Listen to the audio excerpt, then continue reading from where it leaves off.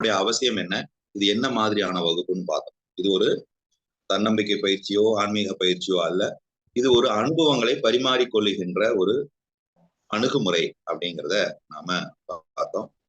அதுக்கப்புறம் இந்த வகுப்பு இந்த மாதம் எந்த கான்செப்ட்ல பயணிக்க போகுதுன்னு பார்த்தா, அது விதியை வடிவமைத்தல் அப்படிங்கிற ஒரு கான்செப்டுக்குள்ள அதை நாம இந்த மாதம் பயணிக்க போறோம் அப்படிங்கிறதையும் பார்த்தோம்.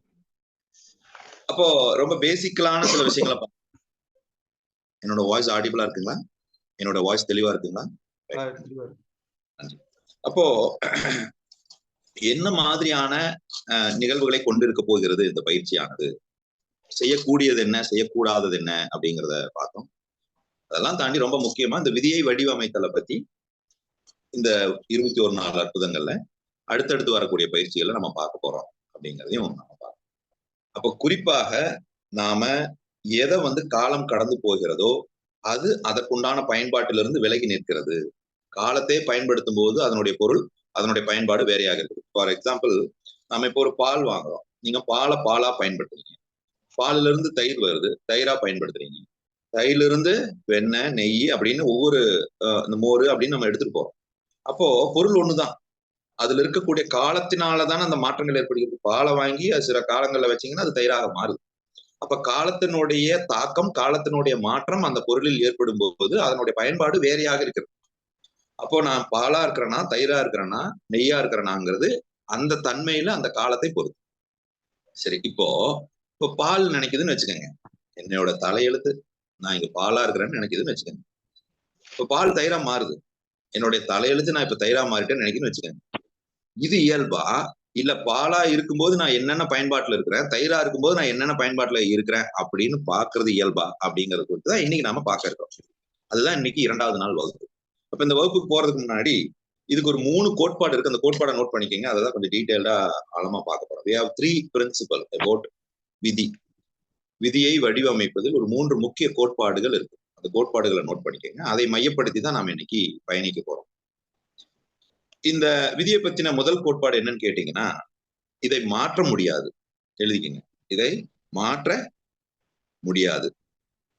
சரிங்களா?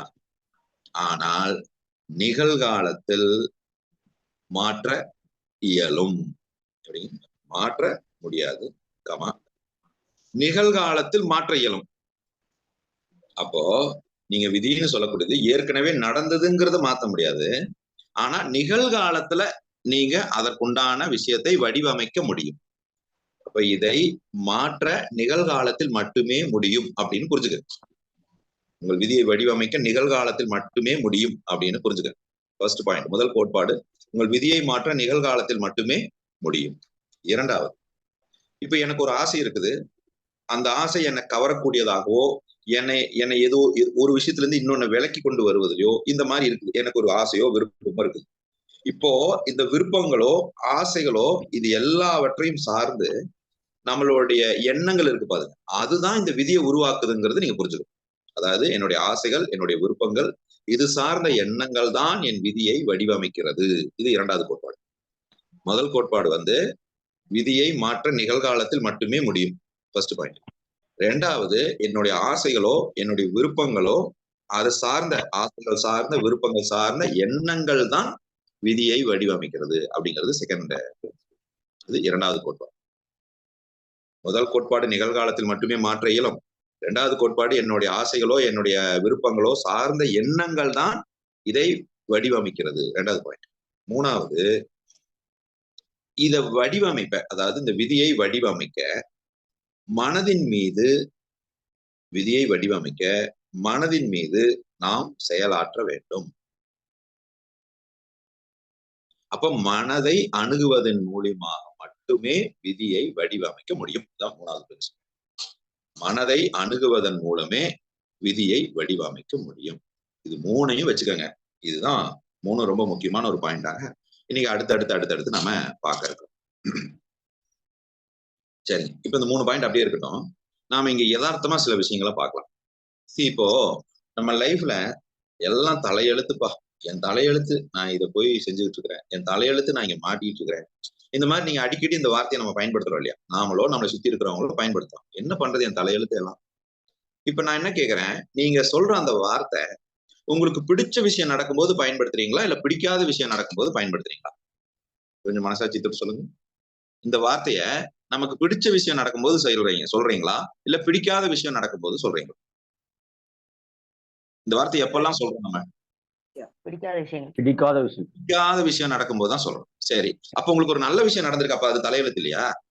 நல்ல விஷயம் நடந்திருக்கு. அது விதி இல்லையா? அப்ப நல்ல விஷயம் நடக்கும்போது நம்ம ஏன் அதை சொல்ல மாட்டேங்கிறோம்? அது அவன் தலையெழுத்துப்பா. அது அவனுக்கு எழுதி இருக்குதுப்பா. அத சொல்லுவீங்க. நல்ல விஷயம் நடக்கும்போது சொல்லுவீங்க. எப்ப தெரியுங்களா? இன்னொருத்தருக்கு தான் சொல்லியிருப்பீங்க இது வரைக்கும் உங்க வாழ்க்கையில. அவனுக்கு என்னப்பா அவன் தலையெழுத்து நல்லா இருப்பா, அவன் நல்லா இருக்கான்ப்பா. கரெக்ட்டா? பல நேரங்கள்ல இன்னொருத்தர பார்த்து சொல்லியிருப்பீங்க. அவனுக்கெல்லாம் வந்தது யோகம். அவன் தலையெழுத்து நல்லா இருக்குது. அவன் நேத்து திடீர்னு பணக்காரன் ஆயிட்டான். என்னைக்காவது கண்ணாடி பார்த்து நம்ம வாழ்க்கையில நல்ல விதமா நடந்த விஷயம் ஒண்ணு கூட இல்லையா? நல்லது நடந்தது ஒண்ணு கூட இல்லையா? அப்ப அது நம்ம தலையெழுத்துன்னு நம்ம என்னைக்காவது சொல்லியிருக்கிறோமா? கல்யாணம் ஆச்சே, அது நல்ல தலையெழுத்துன்னு என்னைக்காவது சொல்லியிருக்கிறோமா? சொன்னதே இல்ல. குழந்தை பொறந்துச்சே, நல்ல தலையெழுத்துன்னு என்னைக்காவது சொல்லியிருக்கிறோமா? ஆமாங்க, உண்மைங்க. இன்னைக்கு கல்யாணமே ஆகாம எத்தன பேர் காத்திருக்காங்க. நமக்கு கல்யாணம் ஆச்சுல, என் தலையெழுத்து நல்லா இருக்குன்னு என்னைக்காவது சொல்லியிருக்கோமா? நமக்கு குழந்தை பொறந்துச்சு. எத்தனையோ பேத்துக்கு குழந்தை இல்லாம இருக்குது. நமக்கு தலையெழுத்து நல்லா இருக்குன்னு என்னைக்காவது சொல்லியிருக்கிறோமா? 3 வேளை நல்லா சாப்பிடுறோமே. இந்த 3 வேளை சாப்பாடு இல்லாம ரோட்ல எவனோ ஒருத்தன் இருக்கிறானே. இப்ப என் தலையெழுத்து நல்லா இருக்குன்னு என்னைக்காவது சொல்லியிருக்கோமா? தேவையான மாதிரியான உடைய நம்ம போட்டுக்கிறோமே. என் தலையெழுத்து நல்லா இருக்குன்னு என்னைக்காவது சொல்லியிருக்கிறோமா? ஹலோ. சொல்ல மாட்டோம். சொல்லவே மாட்டோமே. எனக்கு நான் இப்ப வீடு இருக்குது. இன்னும் கொஞ்சம் பெரிய வீடு இருந்தா பரவாயில்ல. கிடைக்கல. தலையெழுத்துங்க. எப்படி? காரு நல்ல கார் போயிட்டு இருப்போம். ஆடி கார் இல்ல. என்ன பண்றது? தலையெழுத்துங்க. என்கிட்ட எதுவுமே இல்லைங்க.